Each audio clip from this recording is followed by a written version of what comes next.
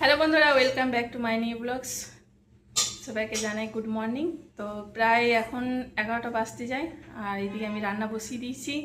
তো কালকে আমি একটা আনারস নিয়ে এসেছিলাম, সেটা কাটাই হয়নি। তো এখন আমি সকালবেলায় এখন বসেছি কাটার জন্য। তো চলো তোমাদেরকে দেখাই। তো এই তো আমি নিয়ে এসেছি কালকে আনারসটা। বেশি পাকা নয়, আধ পাকা আধ কাঁচা আছে। তো এটা এখন কাটবো, আর এটা কাটবে অনিশা কাটবে। আর আমি রান্নাটা বসিয়ে দিই, ভাত বসিয়ে দিয়েছি। এবার আমি তরকারিটা করব। আনারসটা কেটে নিই, আর আমি একটু বাজারে গেছিলাম, তোমাদেরকে বলেছিলাম যে কাঁঠালটা আমি পাকতে দিইনি এখনো, তো কার্বাইড লাগবে। তো সেই জন্য আমি কার্বাইড নিয়ে এলাম। তো আগে আনারসটা কেটে নিই, তারপর কাঁঠালটা কি করে পাকতে দিতে হয় সব কিছু তোমাদের সাথে শেয়ার করবো। তোমরা দেখতে থাকো আমাদের ভিডিওটা। প্রথমে আমি এই খোসাটা ছাড়িয়ে নিই, তারপরে এই চোখগুলো চাকুটা দিয়ে গোল গোল করে কেটে কেটে বের করে নিব।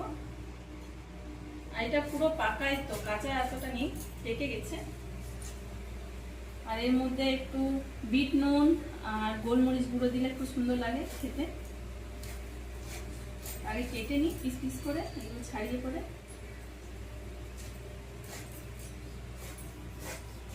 দোকানে খুব সুন্দর করে ছাড়িয়ে দেয়, তো দোকানে আমি ছাড়ালাম না, নিয়ে চলে এলাম বাড়িতে। আর ওরা অনেকটা করে বাদ দিয়ে দেয়। ঘরে যখন বাড়ি ছাড়াতে তখন ওই জন্য আমি নিয়ে চলে গেলাম, ঘরে ছাড়াই। আর ওইখানে ঘরে একটু টাইম লাগে ছাড়াতে, কিন্তু খুব সুন্দর করে আমি ছাড়িয়ে নিই। দেখো এটা কাটা হয়ে গেছে। এবার এই চোখগুলো চাকুটা দিয়ে হালকা হালকা করে সব কেটে বার করে দেবো।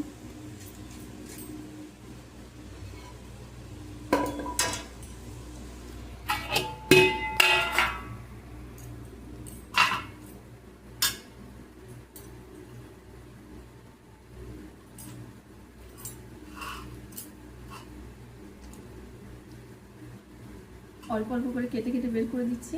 আর ওরা অনেকটা করে দোকানে দিলে পরে, কাটলে পরে অনেকটা করে ওরা বের করে দেয়। আর ঘরে একটু টাইম লাগে করতে, কিন্তু খুব সুন্দর হয়। আর আমি এরকম করে এগুলো সবটা ছাড়িয়ে নিই, তারপর যখন কাটবো তখন তোমাদেরকে দেখাবো।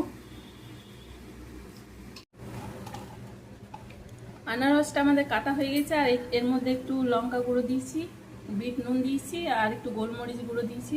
হেভি লাগছে খেতে, একদম বেশি মিষ্টিও নেই, আর একটু টক মিষ্টি মিষ্টি হালকা হালকা আছে।